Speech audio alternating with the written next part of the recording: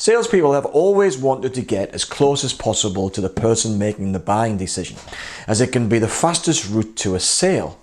And so they're usually well aware of the risk of wasting valuable time with people becoming involved who have little or no authority to decide.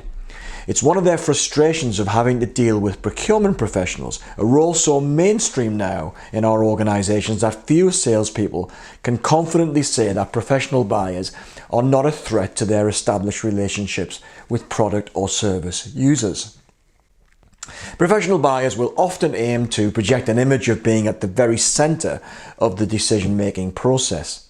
Suppliers are sometimes, and not always subtly, reminded of procurement's role as primary contact.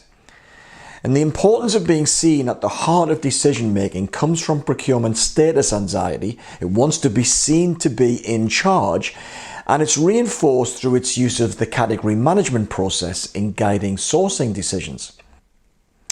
This systematic and somewhat mechanistic category management approach is beyond the understanding of most salespeople, and so it can be very intimidating for the salesperson or account manager who is forced to engage with it, particularly where they have previously become used to getting easy access to non-procurement decision makers. But category management is here to stay, and with technology enablement, including artificial intelligence, the gap between it and traditional relationship selling is widening.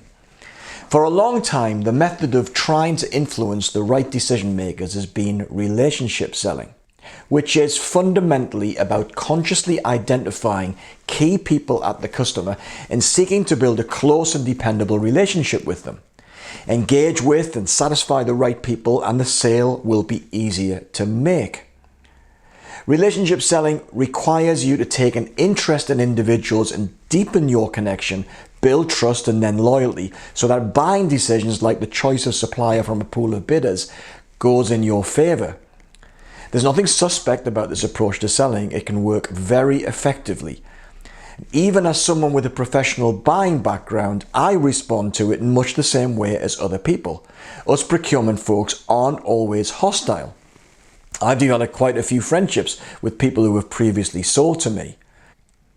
But as a strategy for selling, focusing on deepening relationships has, especially with corporate professional buyers, become less effective, not least because recent research has suggested there are on average around 7 people involved in today's sourcing decisions.